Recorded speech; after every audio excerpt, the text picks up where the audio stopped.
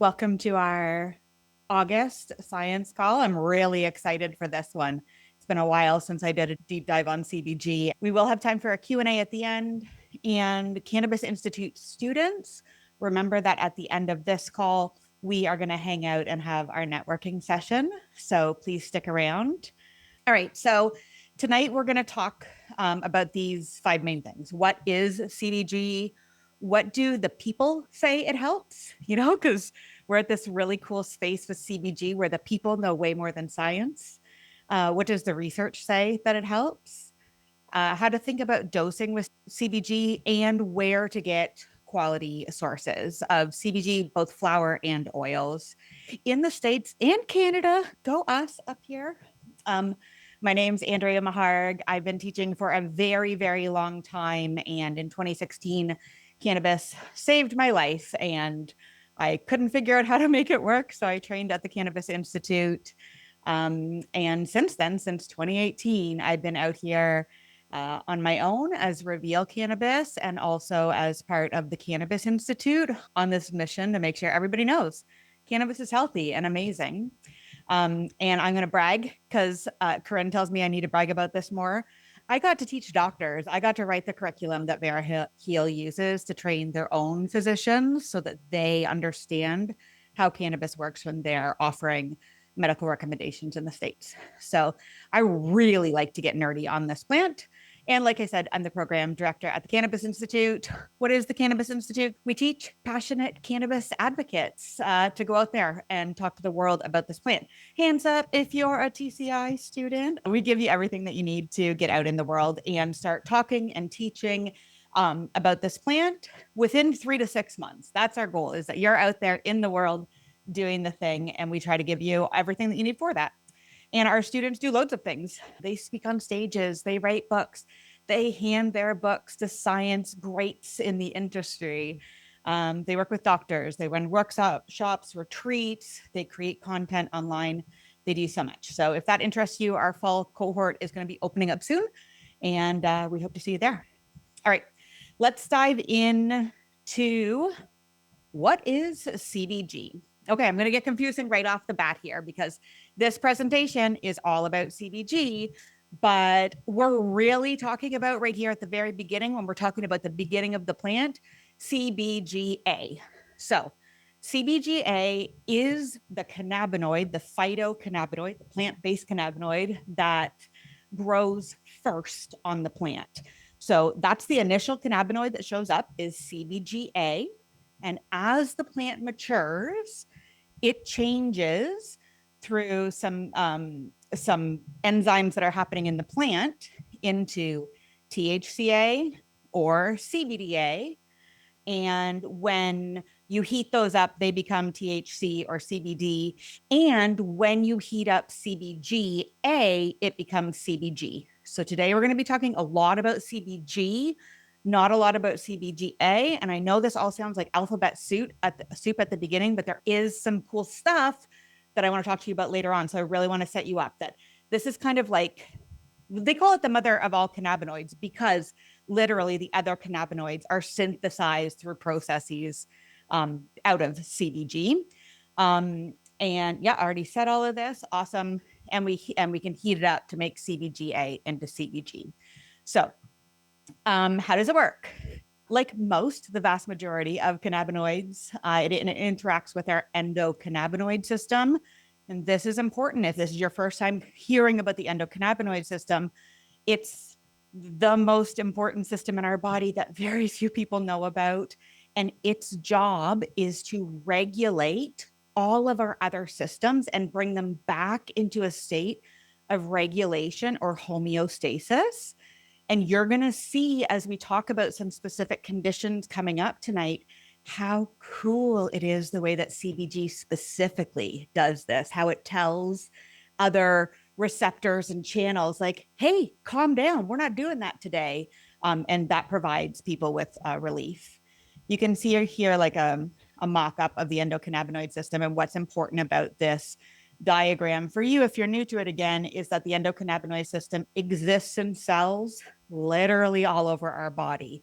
We have a whole bunch in our brain and central nervous system, a whole bunch in our gut, but they are also in our muscle tissue. They're in our skin. They're in our bones.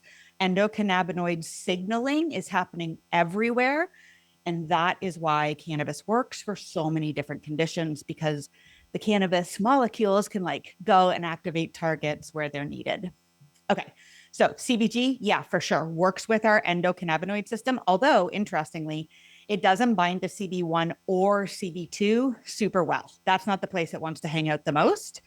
It does, interestingly, bind to a serotonin receptor. That's going to be important later on when we're talking about its effect on mood.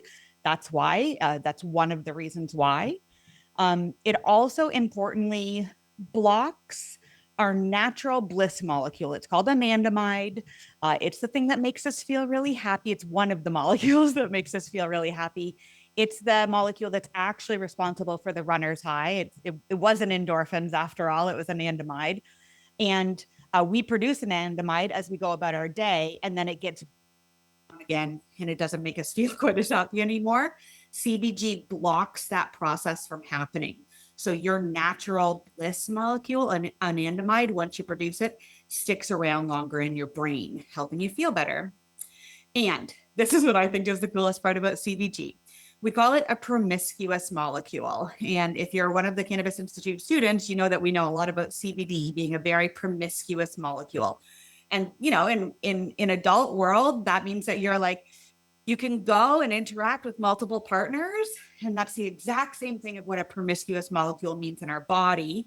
Because CBG is uniquely like bendy and flexible, it can activate a whole bunch of different targets, not just CB1 and CB2, not just the serotonin receptor.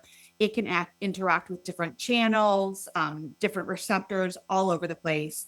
And coolly enough, some of these places where it can target are unique to CBG. So only CBG out of the cannabinoids that we know of so far do these kinds of things. Okay, if you're wondering like, hey, this sounds really cool, like why don't I know about it?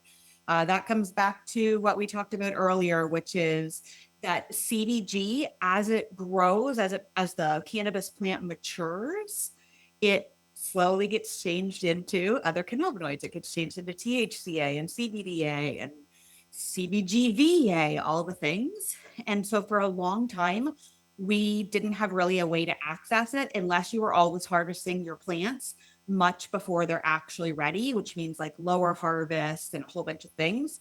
But over the past several years, and it feels like it's really ramping up, the availability of CBG and breeders who are breeding specifically for CBG. They're doing things within their breeding programs to ensure that more of the CBGA stays in the plant till maturity, less of it converts to THCA and CBDA, et cetera, so that when you harvest that plant at full maturity, it's rich in CBGA. And so that's new. That's why we're hearing about it more. That's why we're learning about it more.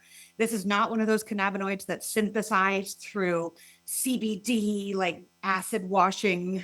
This has been here forever and was likely much, much more present in earlier historic strains of cannabis. And we've probably bred this one down a little bit just like we had with CBD. All right. Remember I told you off the top that we're going to talk about what do the people say? When I first taught my CBG lesson like several years ago now, 4 or 5 years ago, the thing that really struck me was that the literature said pain at the time, and people were telling me that it was really helping with mood. And I was like, oh, that's cool. And that still remains. People talk to me, and I hear about it from students at the Cannabis Institute, my own clients through Reveal, et cetera, that this helps with things like gut issues, IBD, et cetera, helps with mood, and it helps with pain. So if you're struggling with one of these issues or you know someone who is, even if the research that I show doesn't present to you strong findings, I still encourage you to try it because so many people, the people are speaking, science hasn't caught up. So let's take a look at that. I'm going to show you a screenshot from our favorite place in the whole world. It's called Cannakeys. If you are a nerd and you want to know what's actually happening in the state of science, Cannakeys is the place to be. Cannabis Institute students, remember that you get a discount on this product. So This is what I screenshotted yesterday. So we do have some research on CBG, right? 146 studies that are looking at it, very few actual studies on humans like we'll talk about. But yeah, we have some research here. It's just starting out. If you are going to compare it to what we have on THC, significantly more, right? We're at almost 2,000 primary studies just on THC in the Cannabis database, and then CBD 2,500. So when we talk about what we're going to talk about today, know that this is really, really new science that's being done right now. And most of this is still being done on animal models and in petri dishes. This is not research for the most part that's being done on humans. I will highlight a couple of studies that have been done on humans, but I just want you to know that up front, right? And I think that's actually really cool because we did not have any science on why CBD or THC worked for so many things for freaking millennia. Took modern science to catch up with the cannabis plant. And that is what seems to me to be happening right now, is that patients and consumers are saying, hey, CBG works for this and it helps me with this, et cetera, et cetera. And science is trying to like, oh shit, okay, let's catch up here. So my point here is to like honor your inner intuition with CBG, because as you'll see in a little bit, actually, it's not the same for everyone. So try it and see what you think. Okay. What does Cannabis say that we have clinical evidence for? Stress, anxiety, panic disorders, acute and chronic pain, cancer. We're going to dive into some of these in a little bit more detail. Epilepsy and some neurodegenerative disorders. So that's what we have, like, hey, we've tried this with humans. We think that this can be beneficial. I'll just go back for these conditions right here. We have some clinical evidence for it. Cannabis also notes that there is evidence supporting the use of CBG as an antidepressant, an anti-inflammatory, and antiviral, particularly in the case against SARS. It's got some, because of where we have endocannabinoid systems in our bladder, it has some really interesting applications for people who struggle with bladder issues. And it also helps with intraocular eye pressure, which we know THC does as well. But CBG is not impairing at all. And lots of people can't tolerate THC for that reason. Okay, let's take a look at some of these things that CBG can work for, and I'll just dive into a little bit on each one. So the way CBG is working in our body is through the endocannabinoid system. When your brain is processing pain, when it's like, holy crap, my back is really sore, whatever it is, your endocannabinoid system, when it's activated by CBG molecule, will tell that that noise basically like, shh, and it's just not going to continue along the pathway. So CBG isn't removing the source of the pain here. It is preventing you from being aware of the pain because those signals are blocked. And we're going to talk about an animal study here, mostly because this quote at the end of it was surprising to me. I don't usually see, when I'm looking at, cannabis research, I don't usually see them being like, yo, guys, check this out. They said, this is a study on rats. They said, our study provides robust evidence that CBG exerts potent pain blocking effects across acute, inflammatory, and neuropathic pain models. And that's rare for one drug, for lack of a better word, to be able to work for several different types of pain. And CBG does seem to help with several different types. Okay, anxiety, stress, and mood. This makes a lot of sense when we think about the fact that it is blocking our bliss molecule from being eaten up by enzymes and, not working anymore. And it's attaching to one of our serotonin receptors. This is a human study, and it was the gold standard, double-blind placebo trial. People were given 20 milligrams of CBG in an oil infusion. And then they were asked to rate their anxiety, their stress, and their mood afterwards. And they had significant reductions in anxiety and stress. And what the researchers noted was that it was the physical manifestations of anxiety and stress that were really reduced. People didn't feel their racing heart rate. They didn't feel all sweaty or clammy. It was their actual nervous system was chilling out a little bit because of CBD. Right. Okay, certain types of cancer, and this is important. If you're ever doing research on cannabis and cancer, it's a really tricky conversation because some cannabinoids are known to be great for certain types of cancers, and some cannabinoids in some literature shows that it actually exacerbates it and can make it worse. The cannabis cancer connection, ugh, I'll have to look after. I think that's what the book is called, is excellent if you're looking at that. My point is here, we know that cannabis is great for cancer, but we have to be kind of picky and selective. So when people are diagnosed or struggling with colorectal cancer, it is the number one cannabinoid that's recommended by people who know about this thing for two reasons. Because against colorectal cancer specifically, CBG will make the cancer cells kill themselves. It's called apoptotic. I forget, I can't say it. It makes them murder themselves, basically, which is awesome. And it's anti-proliferative, which means that it won't let the cancer cells continue to multiply and multiply. It's also been shown to help with glioblastoma, which is a type of brain cancer. It specifically, and this is cool again, targets therapy-resistant glioblastoma stem cells, which are the things that are making the tumors come back. And this is interesting because other cannabinoids are not shown to do this thing here.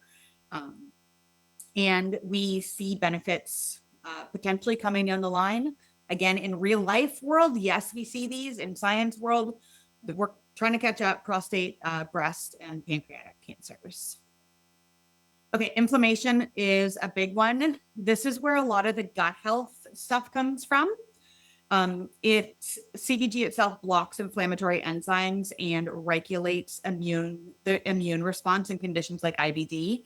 This is again what's happening because our endocannabinoid system is so cool. Its whole job is to regulate things. So if you're having an overactive immune response, the ECS is kind of stepping in once it's got CBG engaged into the targets.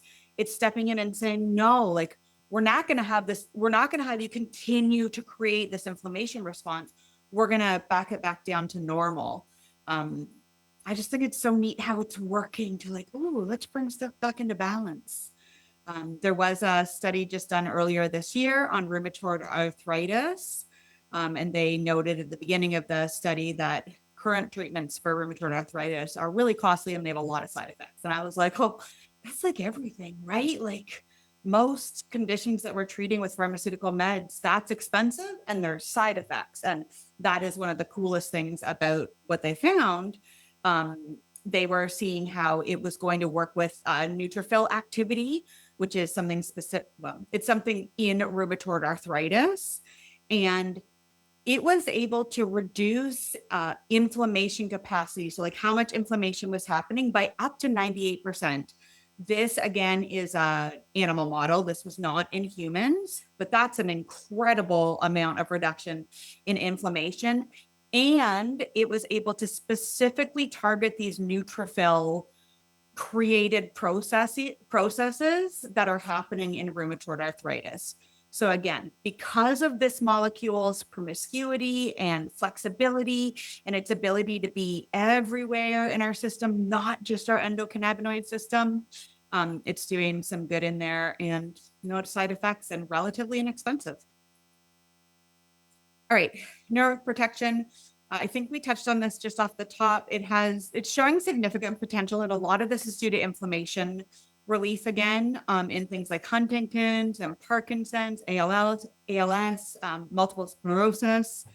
Again, here we go. Because of the inflammation, it also protects neurons and improves some motor deficits in studies. So keep that in mind. We know already that other cannabinoids are neuroprotective, and for people who are considering brain health, taking cannabinoids specifically just to keep yourself in good brain health seems to be like a key for doing that. Okay, skin issues. This is what I also think is really fascinating. CBG, we've known for a long time that it can impact the skin specifically. We've known about MRSA. It affects, it's one of the best killers of MRSA, which is a skin infection that people often get in the hospital, and it's very resistant to antibiotics. Same thing with staph infections. But you can use it topically for a whole bunch of things. With rosacea, it specifically targets the inflammation and some of the vascular issues that are creating rosacea.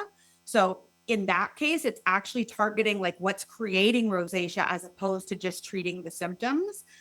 It can also be helpful with acne and psoriasis, wound healing, and then, MRSA again. This one I found interesting. We had a presentation, like I said, with some scientists from the company FK Plus, and they were talking to us about CBG. So it's interesting. Do you remember I told you that CBG is acting in a way that no other cannabinoid acts? And in one of those instances is here. It is the only cannabinoid that we know of so far that affects the alpha-2 adrenoceptor.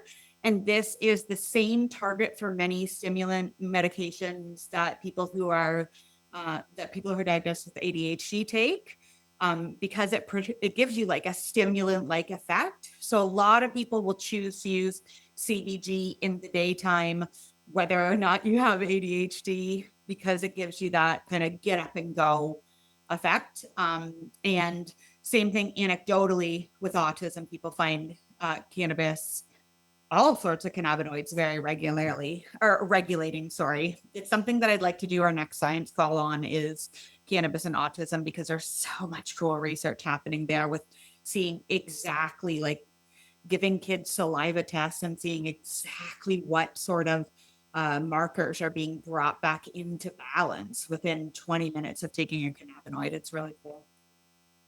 All right, so we already know that this is not intoxicating. Fantastic. In fact, none of the other cannabinoids besides THC are super intoxicating. CBN can be a little bit, but basically cannabis is a non-intoxicating plant. So for most people, there's nothing. People don't really come up with side effects for CBG. The things that they do say when there's being studied, like those people who were being studied for anxiety and stress, the side effects that they had were sleepiness and dry mouth and increased appetite and dry eyes. Increased appetite is interesting because some people are looking at this for help with chemo-induced, where you're not feeling hungry, like helping people gain their appetite during chemo, again, because it's not non-intoxicating and for legal issues sometimes. So potential side effects, almost nothing. Safety profile, well, we already know this, right? It's safe. They've given up to 200 milligrams of CBG to humans, and there's no toxicity, no impairment, no intoxication. So we don't have to take 200 milligrams, but if you did, you would be fine. So super safe way to try a cannabinoid for any of the conditions that we've talked about, because you don't have to worry about it. But your mileage may vary. So those scientists from FK Plus, Miyabi Shields and Riley Kirk, if you don't already know them and follow them, please go do. They explain the science of this plant really well, and they're building this website aggregator where you can go in and log your sessions with individual products and say, hey, this is how I felt before, during, and after. And lots of people have tried this, right? Lots of people have tried to build an aggregator for this type of information so that we can get kind of like citizen science on what's happening with cannabis products in the real world. I think these lovely ladies have the best shot at it right now, just because of all the data they've gathered and because of the minds behind it who are like interpreting the data. So this was CBG given by pre-roll to some participants. And the question was, what's your anxiety like? What's your anxiety and stress like? So this is where these various participants put their stress at the beginning, pre-taking this CBG inhaled product. Right here is at about 20 minutes later. So you can see, for example, this purple person, no effect for 20 minutes. And all of a sudden, from 20 to 40 minutes, this person's anxiety and stress spikes through the roof. This person's anxiety also went up, but this person's anxiety, I don't know where it went at the end. I can't find the end of this. Most of them, well, not most of them, but some of them are going down. So it's just, I don't know. It's so interesting for me to think about just this one cannabinoid for this one condition and how different it can affect different people. So, like everything with cannabis, your mileage is going to vary. So, how do we think about dosing then? Again, no FDA approved dosing guidelines, no Canadian approved dosing guidelines.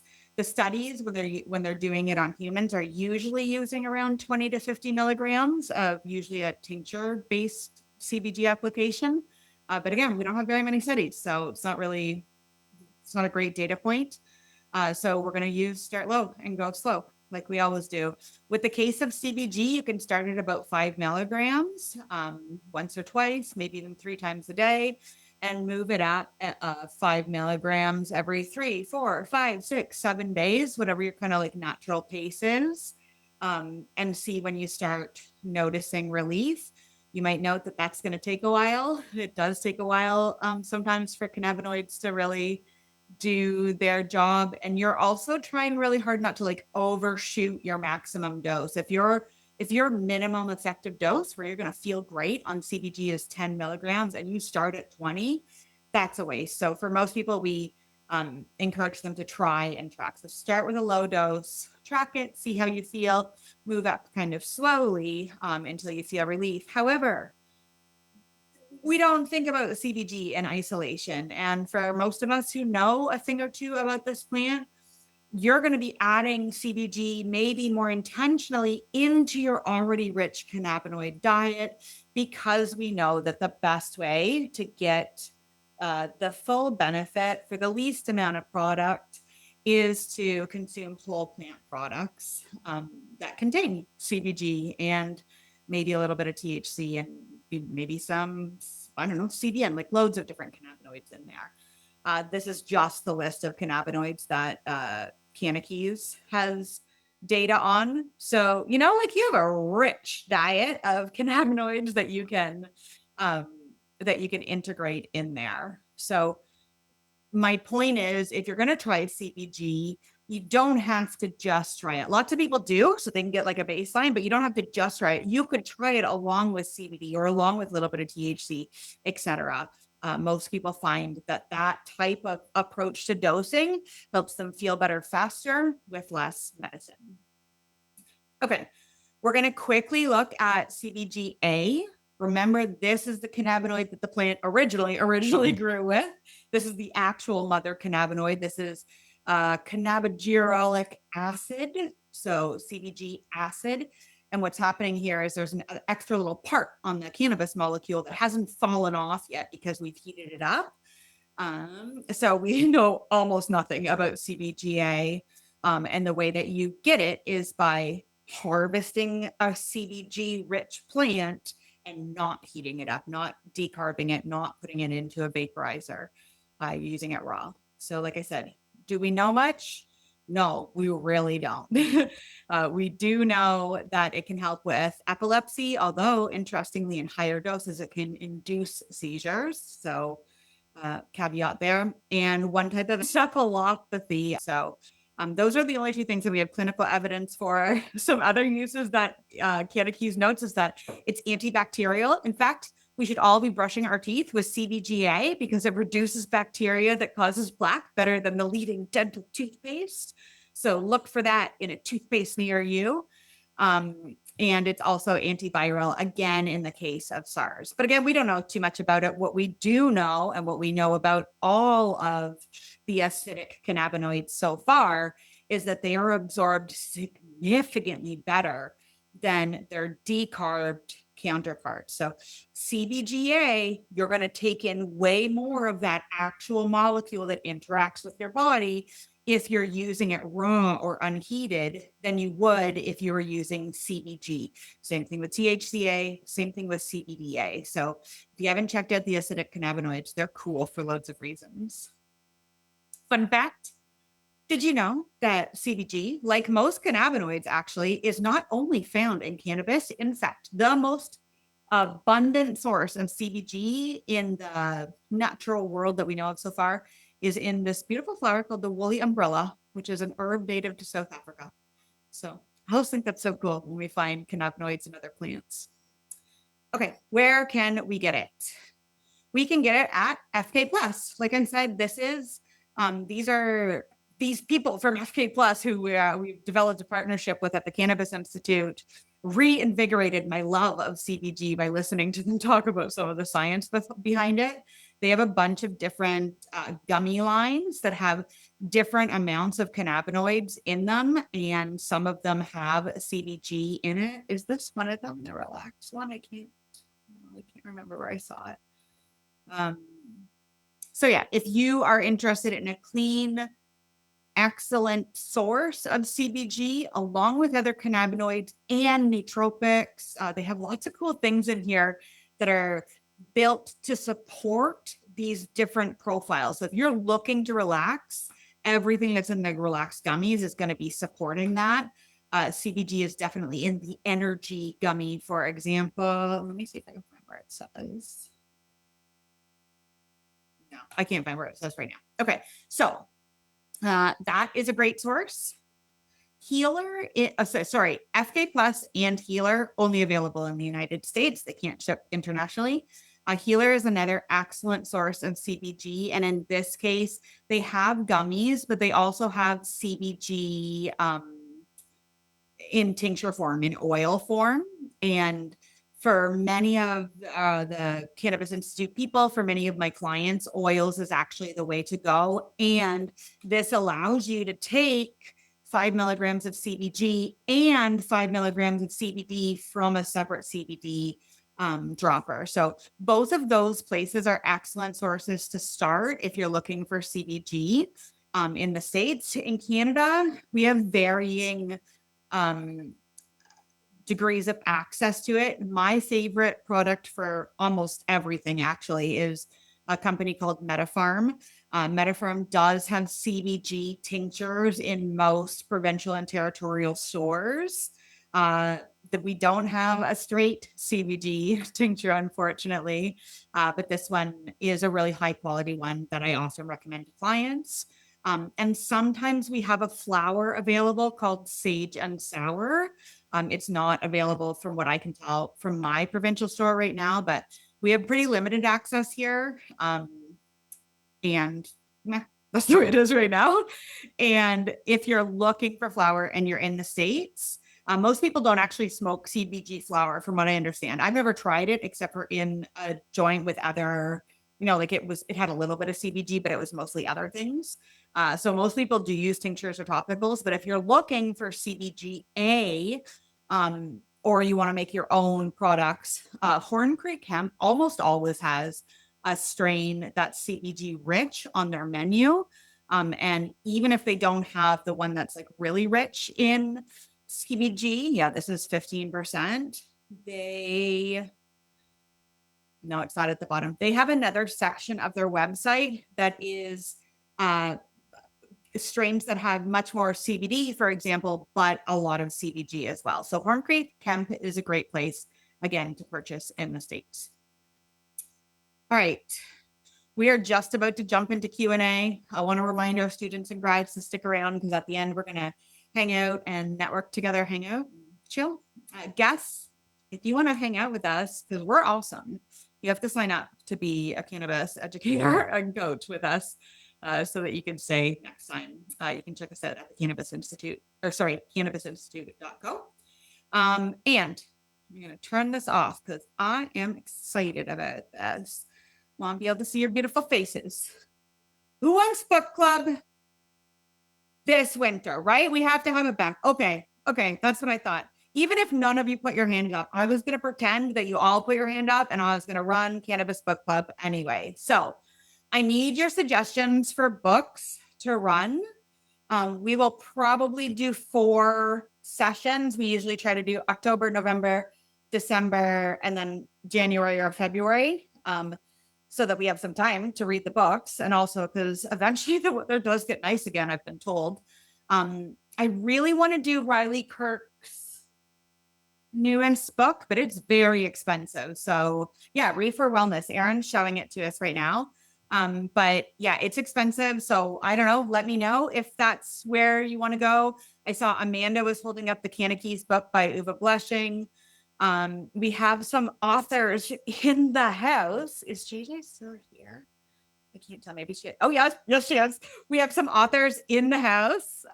We could be reading JJ's newest book. We have some other Cannabis Institute authors. So we can talk about that after.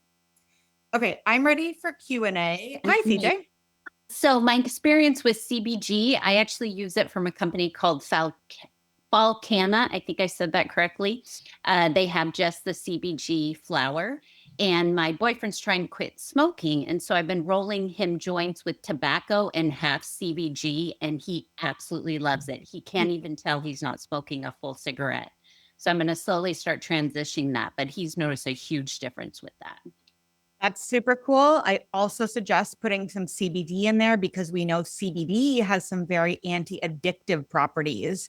And so lots of people are able to make the wean off of addictive substances easier without that drug-seeking behavior that CBD tends to kind of help with. So that's awesome, CJ. I'm so excited to hear that and excited for your husband. It's wonderful. I actually microdosed for a month. I did a little microdosing, and I actually had THC and CBD, and it made the voices in my head stop. I was actually able to have a clear conversation, and it wasn't all jumbled. Like the ADHD that I don't actually have was going crazy, and it just completely mellowed me out. I was able to focus when I had to focus. The anxiety levels went straight down. I had no high from it at all. It was such a nice relax. I was so happy. Did you say THC and CBD or G? CBG cool. and THC. Okay. Yeah. No high from it, eh? None. And do you normally get high from THC products? I do. I have a really low tolerance. That's so interesting. Yeah, and with CBG, the one day I out of 1 out of 10, I had a 1. I was like, oh, I can feel it. Then the next day it was gone, and all I felt was just mellow. Just straight down, absolutely chill and mellow. The voices were just so nice and quiet. I could actually sit and pay attention to what I was doing. Everyone should try it. Okay. All right. That's awesome. Thank you. Fantastic. All right, Elizabeth. Hi. Hello. I love CBG. I've been talking about it on the Cannabis Institute, it feels like, since I first enrolled back in 2022. So absolutely, my personal experience is for anxiety. If you have any clients or you know yourself, any family members or friends who have been trying to turn to THC or CBD specifically to help with anxiety, I can speak from personal experience and say that for some of us, I really feel CBG is going to work much better than CBD does, or even small amounts of THC. That was really the game changer for me in my anxiety. Hi, Ben. Hi. Hi. You mentioned in the beginning that the CBG is really high before the flower matures. Wouldn't that be the easiest way to get CBG? So why bother with the strains that keep it in the end? Because what you're going to be doing is harvesting a really immature plant that has very small buds and hoping that you've caught it before it's starting to activate those synthase, the THCA synthase enzymes. So first, and I'm sure that you could probably look it up, CBG begins to turn to THCA at 6 weeks. I'm sure you could look that up, but you'd still be taking a guess. And you'd be putting a lot of time and effort into a very small harvest. So for most people, choosing a type of cannabis chemovar that has been bred for the cannabinoid that they're looking for is a far more efficient way to get it. Does that help? That makes a lot of sense. Yeah. Thank you. Yeah, you're welcome. It was great having you. Thanks for being here. Appreciate you.